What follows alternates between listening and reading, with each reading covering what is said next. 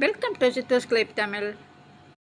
இன்றைக்கி குடமிளகா வச்சு ஒரு சூப்பரான கிரேவி தான் பண்ண போகிறேன். சப்பாத்திக்கு பூரிக்கெலாம் வச்சு சாப்பிட்டிங்கன்னா அட்டகாசமான காம்பினேஷன், சூப்பராக இருக்கும் சாப்பிட்றதுக்கு. அது மட்டும் இல்லாமல் இட்லி தோசைக்கும் இதை சைடிஷாக வச்சு சாப்பிட்லாம். டேஸ்ட்டு பக்காவாக இருக்கும். இப்போ அடுப்பில் ஒரு கடாய் வச்சுருக்கேன். சூடானோன்னே ஒரு குழிக்கரண்டி எண்ணெய், அதில் கடுகு உளுந்து போடாமல் சீரகம் ஒரு அரை டீஸ்பூன் போட்டு தாளிச்சிக்கலாம். சீரகம் நல்லா பொரிஞ்சதுக்கப்புறம் ஒரு பெரிய வெங்காயம் எடுத்து எந்த அளவுக்கு பொடியாக நறுக்க முடியுமோ அந்த அளவுக்கு பொடியாக நறுக்கி சேர்த்துக்கலாம். இந்த வெங்காயம் நல்லா வதங்கணும். ஒரு தக்காளி சேர்த்துக்கிறேன். இதில் தக்காளி அதிகம் தேவையில்லை, ஏன்னா நம்ம தயிர் ஊற்றுறதுனால. தக்காளி வேண்டான்னு நினச்சா ஸ்கிப் பண்ணிடலாம். இஞ்சி பூண்டு ஒரு பேஸ்ட்டு இதோட சேர்த்துக்கலாம். இஞ்சி பூண்டு பேஸ்ட்டு இந்த வெங்காயமும் நல்லா இந்த பச்சை வாசனை போகிற அளவுக்கு எண்ணெயில் நல்லா வதங்கியிருக்கணும். ஒரு பெரிய வெங்காயம் எடுத்து அதை இந்த மாதிரி கட்டங்கட்டமாக நல்லா பெரிய பெரிய பீஸாக வெட்டி சேர்த்துக்கலாம்.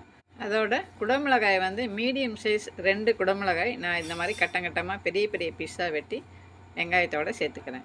இப்போது ரெண்டையும் சேர்த்து அந்த எண்ணெயில் நல்லா வதக்கிக்கலாம். ஒரு சிட்டிகை மஞ்சத்தூள் சேர்த்துக்கிறேன். நல்லா கலர்ஃபுல்லாக இருக்கும். ரெட்டு, க்ரீனு, எல்லோ வணக்கும்போது நல்லா இருக்கும் பார்க்குறதுக்கு. இதோட தயிர் ஒரு அரை கப்பு தயிர் நல்லா கப்புலேயே நல்லா தயிரை அடிச்சுட்டு அதுக்கப்புறமா சேர்த்துக்கலாம். இல்லைன்னா கட்டி கட்டியாக ஒரு மாதிரி இருக்கும். நல்லா சேர்த்து நல்லா கலந்து விட்டுடலாம்.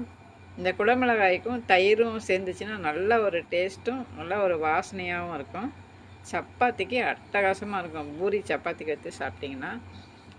இப்போ கடலை மாவு ஒரு 2 டீஸ்பூன் கடலை மாவு சேர்த்துக்கிறேன். கரைச்சி சேர்த்துக்கிட்டாலும் பரவாயில்ல, இல்லை இந்த மாதிரி அப்படியே வர மாவை அப்படியே சேர்த்துக்கிட்டாலும் பரவாயில்ல. போட்டு நல்லா எல்லாத்தையும் கலந்து விட்டுடலாம்.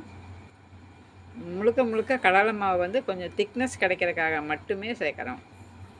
கடலை மாவு நம்ம அப்படியே கரைக்காமல் போட்டிருக்கிறதுனால அது அங்கங்கே கட்டி கட்டியாக அப்படியே ஆயிரும். அதனால் நல்லா ஒன்று விடாமல் எல்லாம் கலந்து இந்த மாதிரி கலந்து எடுக்கணும்.